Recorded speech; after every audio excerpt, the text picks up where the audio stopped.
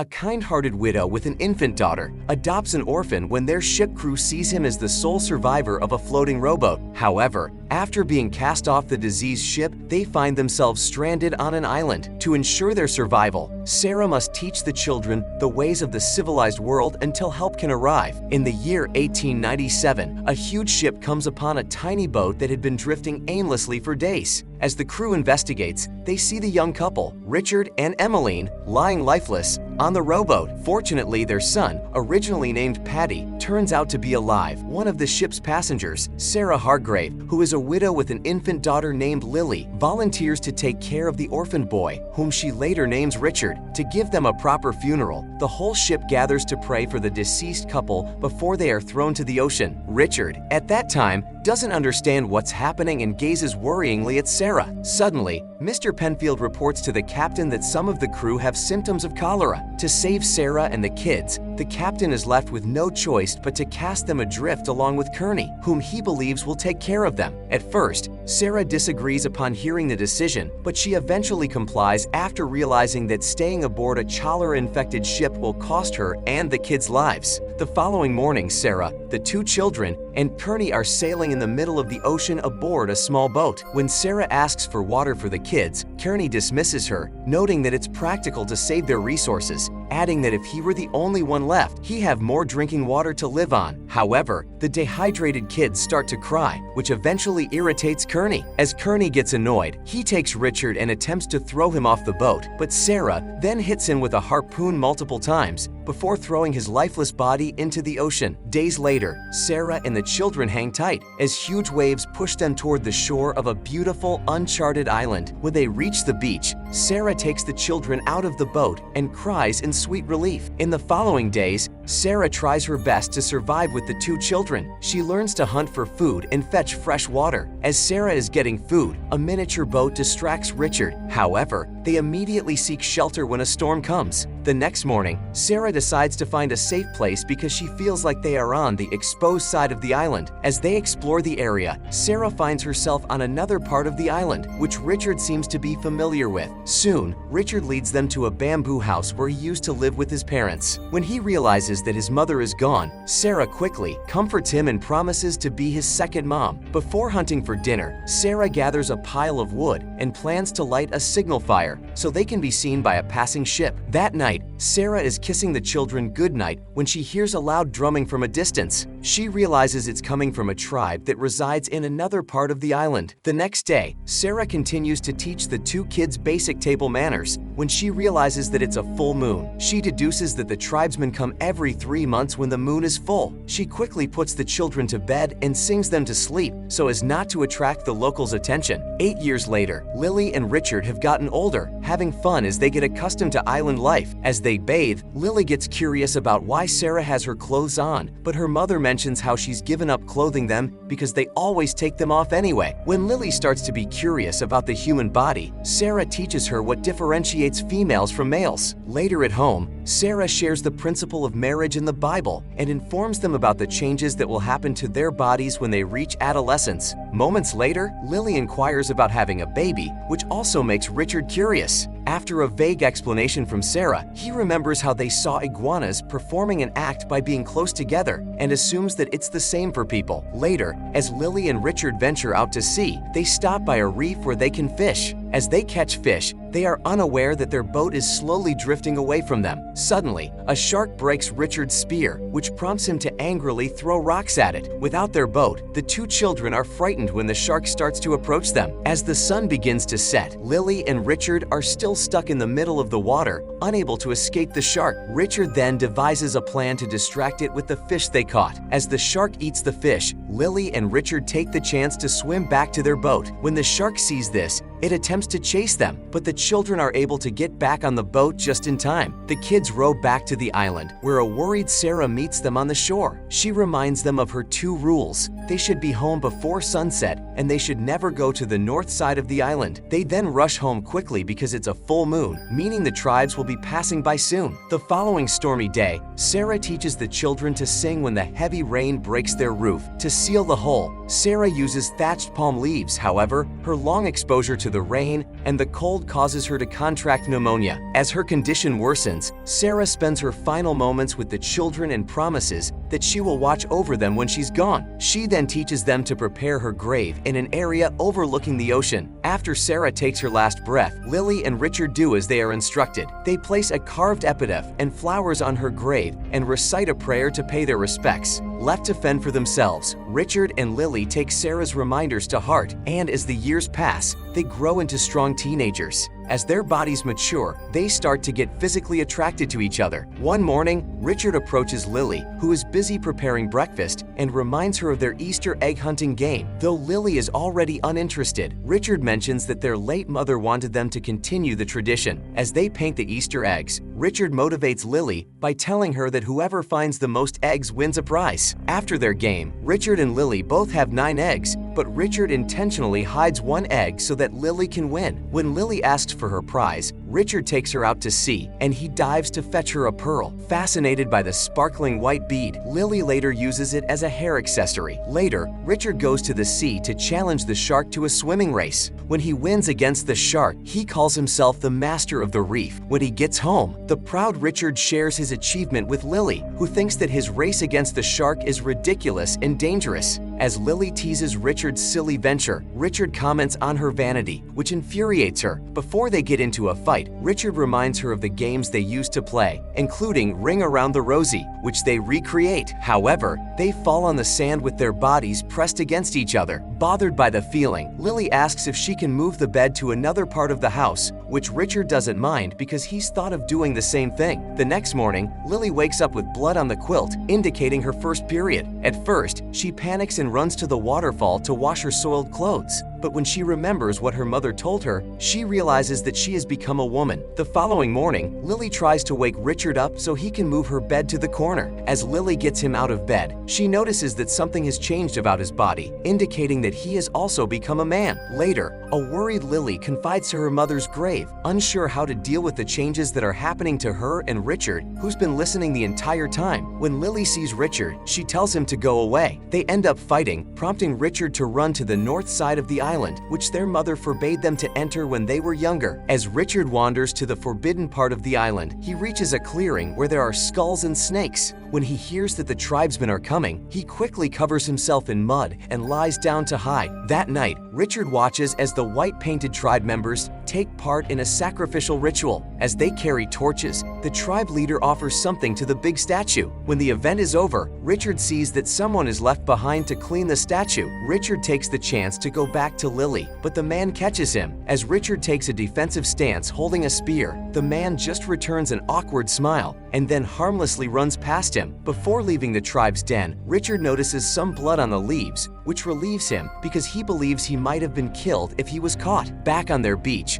a worried Lily meets Richard upon his return. As Lily helps him wash off the mud, Richard shares what happened to him. Lily then swears not to fight again, and they end up passionately kissing each other. Realizing they have something pure and special, Richard and Lily decide to get married on Sarah's grave, exchanging vows and rings. For the following months, they live their lives happily as husband and wife until one morning, they spot a ship and a smaller boat nearing the island. They use a telescope and spot 8 people, one of whom is a woman. The couple welcomes the strangers ashore, who are led by Captain Jacob Hilliard. Their ship ran out of fresh water, and the captain asked permission from the couple for them to refill their stocks. Shortly after, the captain introduces his daughter, Sylvia Hilliard, who fancies Richard despite knowing that he's married to Lily. The couple takes the visitors to Sarah's grave and shares the knowledge they acquired from her. That evening, Lily cooks dinner for their guests. However, while Lily gives Quinlan his meal, the isolated seafarer gives her a creepy look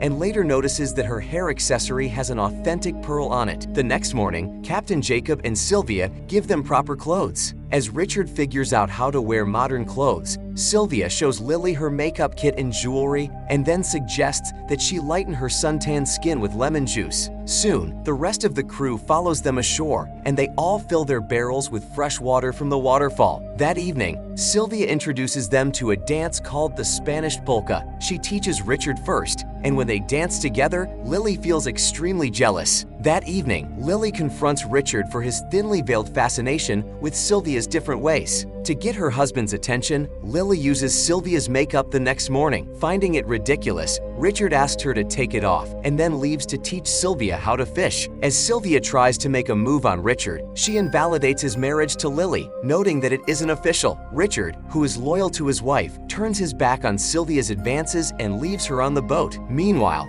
after watching Lily bathing in the waterfall, Quinlan threatens her to give him the pearl, which is back in the hut. When Quinlan gets the precious gemstone, he attempts to take advantage of Lily, but Richard gets there just in time to stop him. Quinlan shoots at Richard but misses. When the rifle falls, Richards quickly grabs it, but because he doesn't know how to use it, Quinlan grabs it back and uses it to choke him out. The captain and his crew try to stop Quinlan, but he knocks down one of the crew members and chases the fleeing Richard into the sea. Determined, Quinlan tries to swim toward Richard, but the shark that resides in the reef ends up eating him. When Richard returns to the island, he tells Lily that the captain has ordered them to leave at first light. Lily, however, breaks the news that she is pregnant and would rather raise their child on the island, where there are no guns and no violence. Richard gives his blessing to the plan, and the ship sets sail without them. A few months later, Lily gives birth to a healthy child, and the family of 3 lives happily in their paradise. Thanks for watching our video. Subscribe for more recap video.